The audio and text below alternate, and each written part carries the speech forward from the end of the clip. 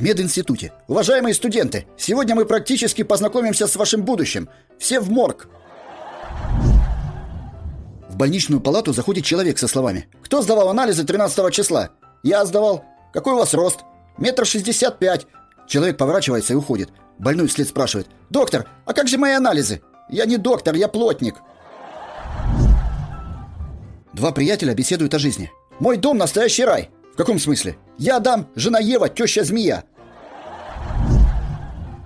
Один приятель говорит другому: «Ты знаешь, как легче всего убить осу?» «Нет». «Загони ее под шкаф и отпили ножки». Отец спрашивает: «Сынок, как фамилия вашего директора школы?» «Не знаю». «А как фамилия твоего классного руководителя?» «Не помню». «Ну ты даешь. Тебе 15 лет, а ты завел. Не знаю, не помню». «А в каком классе учишься, надеюсь, помнишь?» «В 3-м». «Слава богу, я уж подумал, ты полный дебил». Встречаются два приятеля. «Слушай, а ты случайно галстук завязывать не умеешь?» «Ха, случайно. Да это же моя специализация». «Да ты что? Завяжи мне». «Нет проблем. Ложись». «А почему стоя нельзя?» «Да понимаешь, я в морге работаю». Директор решил избавиться от своей секретарши и просит зама забрать ее к себе. Зам спрашивает: «А почему вы решили от нее избавиться?» «Да ну ее! Рот маленький, между ног не бреет, трусы не меняет. Моя жена лучше». Прошло несколько дней. Директор спрашивает зама: «Ну как?» Зам отвечает в задумчивости: «Вы правы были, ваша жена лучше».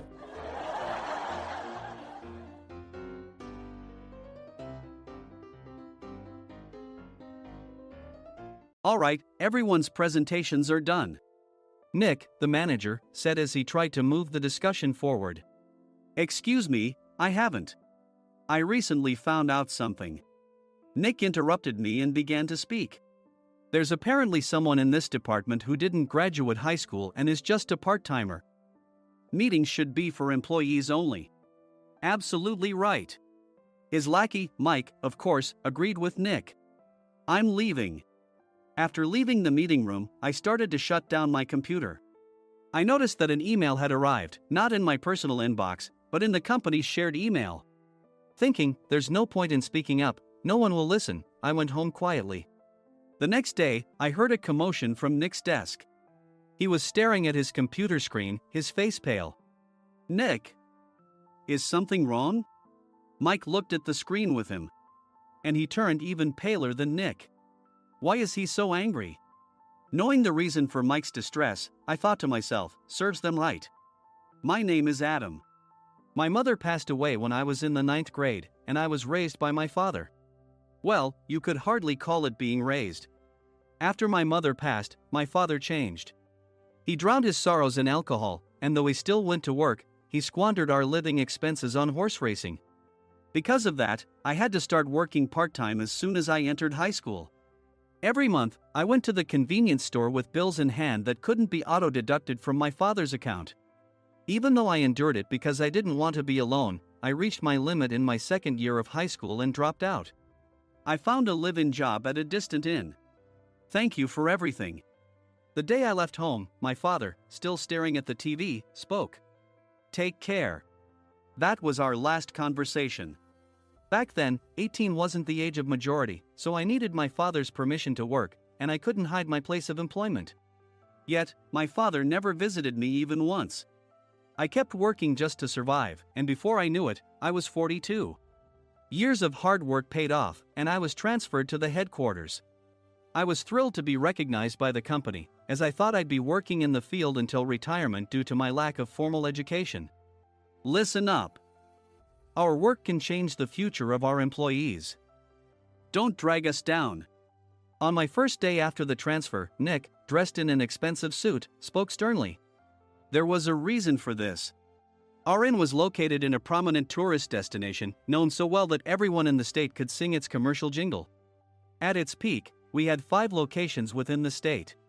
But that was long ago. Due to financial difficulties and aging facilities, only the place where I had worked for many years and the original establishment remained. I was prepared to lose my job anytime, but now there was a glimmer of hope.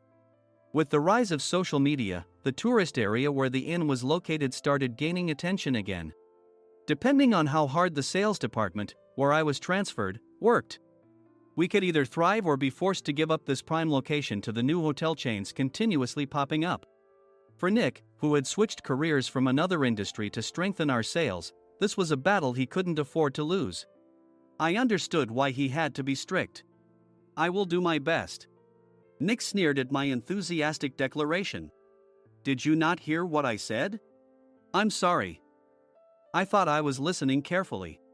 Out of habit from years of customer service, I apologized reflexively, though I had no idea what had offended him.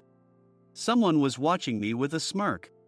In this department, there are those who are expected to excel and those who have been shoved here because they have nowhere else to go. You are the latter. It was Mike, the section chief. He's 7 years younger, at 35. But he was called to headquarters much earlier than I was and had been moving around within the headquarters ever since.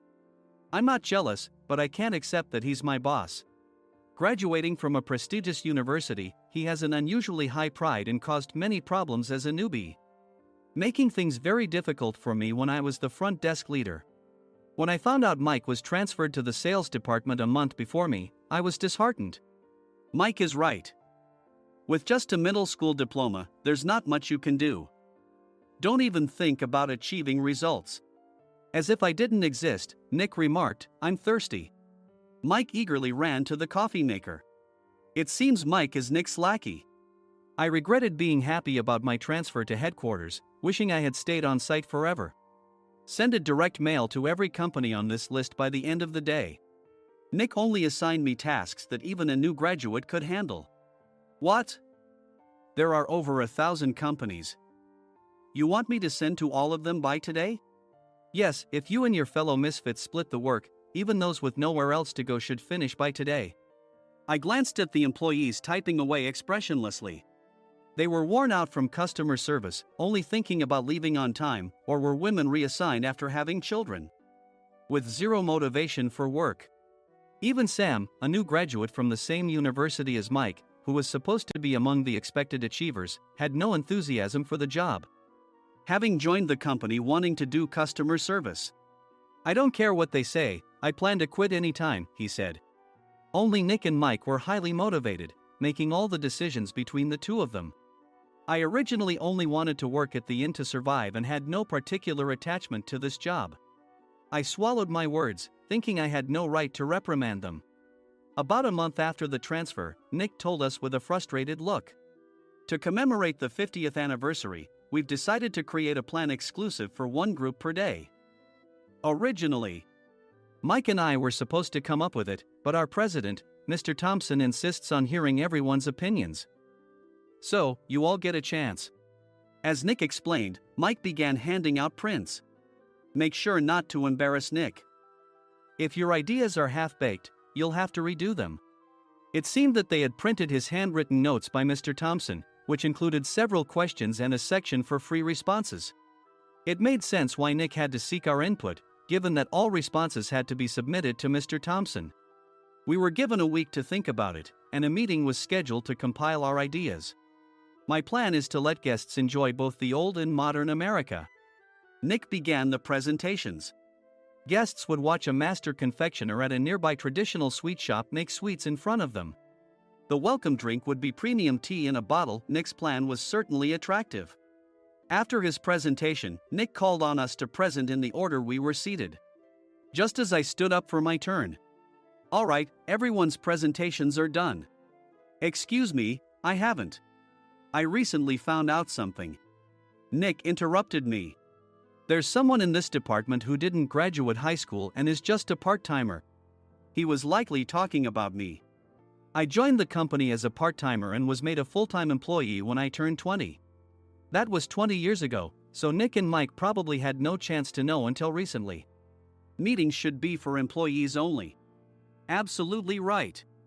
After that, Nick kept creating opportunities to solicit everyone's opinions, purposefully excluding me from speaking. The meeting unexpectedly heated up and went past the scheduled end time. A few people asked to leave, and the discussion continued with the remaining few. "Still here?" Normally, you'd leave in that situation. Though I had no attachment to the job initially, hearing kind words from customers made me want to make them happier. For someone like me, with nowhere to go, the inn was my home and customer service was my life. I felt pathetic about my current self. I'm leaving. I left the conference room and started shutting down my computer.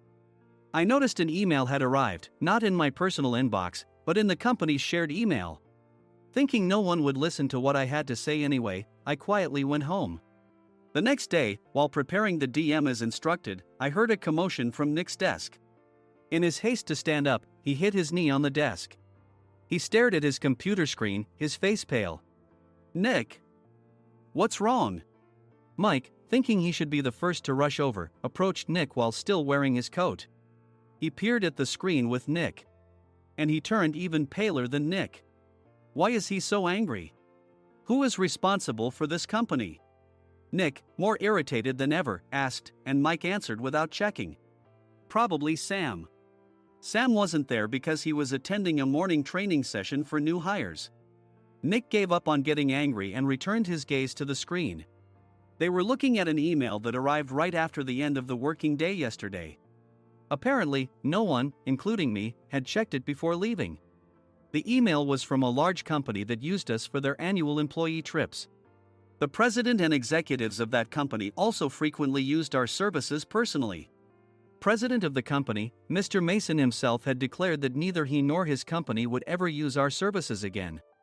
Well, some companies cancel their employee trips or stop using our services due to financial struggles.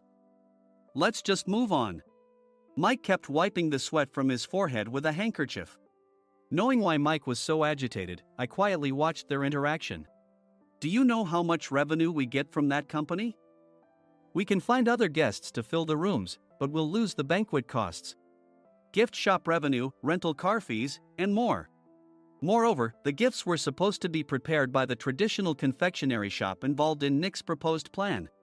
If it's known that we incurred such a huge loss at this critical time, Nick's position in the company would be jeopardized.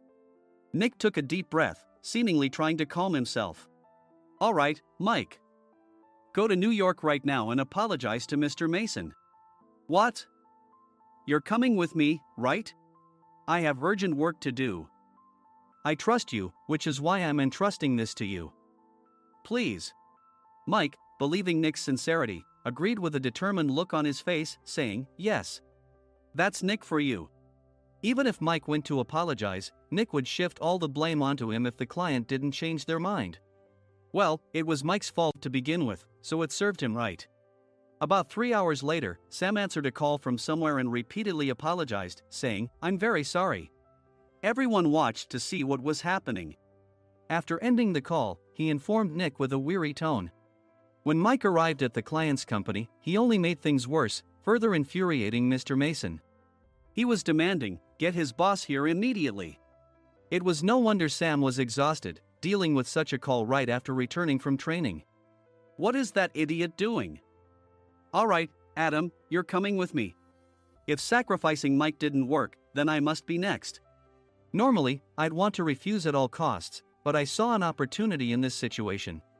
If I can be of assistance, I'd be happy to join you. I immediately followed Nick, and we flew to New York. When we introduced ourselves at the reception, it became clear how serious the situation was. As the receptionist personally escorted us to the president's office. Angry voices leaked through the door, making both Nick and me uneasy. Excuse me. I'm Nick, the supervisor. I understand my subordinate has caused you trouble, and I deeply apologize. Nick, with his experience in the corporate world, knew enough to offer an apology before excuses. However, his customer service skills left much to be desired. I sighed as I saw Mike trembling like a small dog in the corner of the room. What kind of training are you giving your subordinates? Mr. Mason glared at Nick with a red face. The intensity of his gaze made even Nick take a step back. Regrettably, I joined this company only 2 years ago and was unaware of Mike's issues. I should have identified his shortcomings sooner. Indeed. I should have realized sooner. No sensible person would come to apologize and then give a lengthy presentation on the drawbacks of not using their in. Nick froze, his mouth slightly open. Suspecting the worst, I picked up the documents that had fallen to the floor. It seemed Mike hastily prepared these documents on the plane, listing the disadvantages. Disadvantage 1, if you change the venue for the company trip, employees might suspect it's for cost-cutting reasons. leading to a negative impression. Reading it aloud half-jokingly, Nick snatched the papers from my hand and checked the contents with a furious expression. Among the stack of documents was a receipt from a nearby convenience store's copy machine. I felt a pang of dread, hoping he hadn't shown the receipt as well. What do you think he said when I asked what kind of nerve he had to do this? I'm very sorry. Faced with the dire situation, Nick must have thought there was nothing left to do but apologize. In a voice smaller than I'd ever heard from him, he uttered words of apology. He said, "I'm a Harvard graduate. I don't believe I said anything wrong." Mike! What have you done? Forgetting his plan to pin the blame on Mike, Nick yelled loudly, even in front of Mr. Mason. "I didn't do anything wrong." "You're still saying that? Look at him." Mike pointed at me with a shaking hand. "I was assigned to headquarters in my 20s and now I'm a section chief. This guy only made it to headquarters at 42. Everything I've done proves I was right. So why are we losing the contract?" Having said his piece, Mike collapsed to the floor. "Of course. You were sent there because you had nowhere else to go." Mike never expected to hear such words from someone he looked down upon. He lunged at me, and Nick hurriedly stepped in to stop him. "Mr. Thompson told me Mike is a quick thinker, and to take good care of him." There's no way he was pushed aside. "Don't make things worse here." "He didn't say quick thinker, he said only quick-witted, didn't he?" I don't remember that part." I recalled the many troubles Mike caused when he was a newbie. When Mike was on the front line, his pride was so high that he never apologized to customers. Customer service, especially in our job, doesn't work alone. It brings both good and bad situations. If the front staff or housekeepers made mistakes, or the cleaning company didn't properly clean a room, one had to apologize to the customers regardless of personal fault. Mike, in such situations, would never apologize, insisting he wasn't at fault. This often angered customers, and as the front desk leader, I frequently had to apologize on his behalf. He caused complaints and disrupted operations, which is why he was quickly moved to headquarters. In departments where he didn't interact directly with customers, his quick thinking was beneficial and things went well. But it seemed his flaws were starting to show. Corporate reservations are supposed to be entered into the system by the sales representative. But a quick check yesterday revealed that more than 10 items were missing from the client's reservation. The handover document clearly stated what needed to be prepared. Why didn't you enter it into the system? Why do we have to give them special treatment? Filling rooms near the banquet hall, setting up all the food in advance.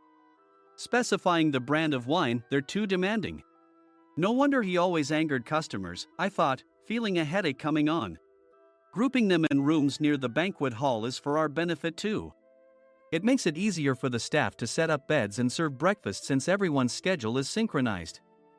As for the other requests, Mr. Mason suggested them to lighten our load. I didn't know that.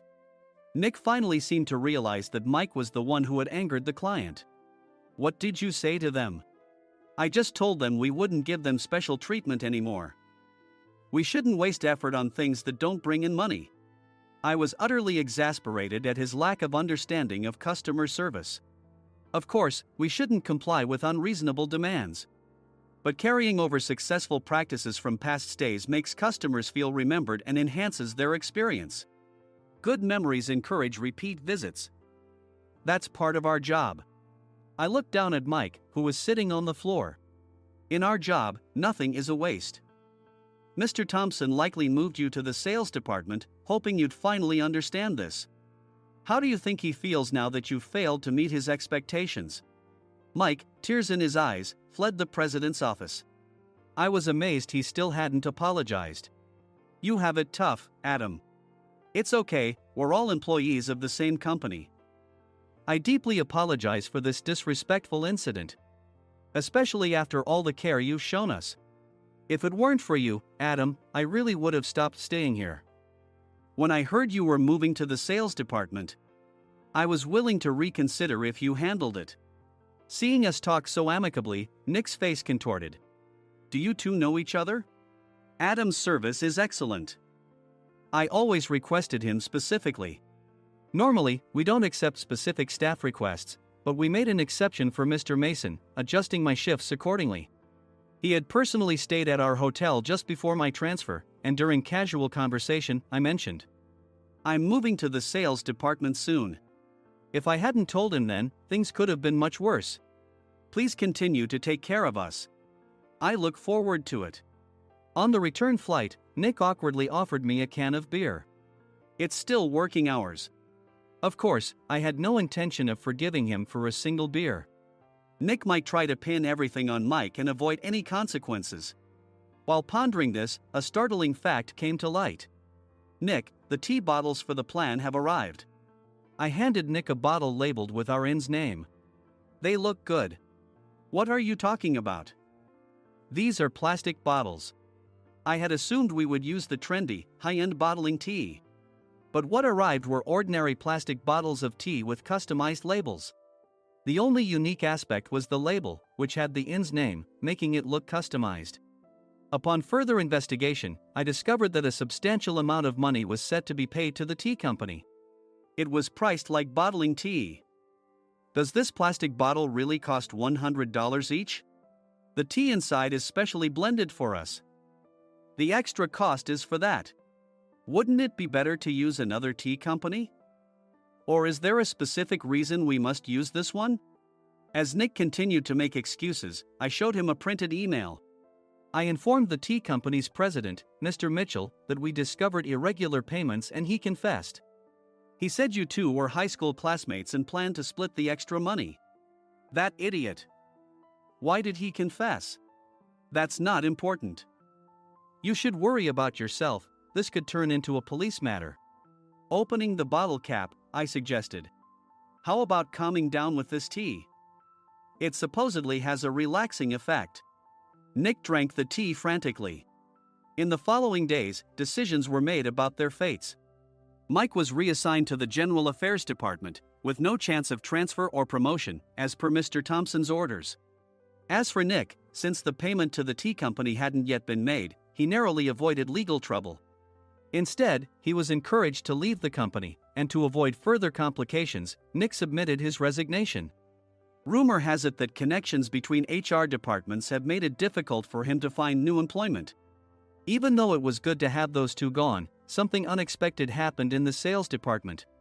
Everyone became motivated and united in refining the 50th anniversary plan. In the end, my plan was adopted.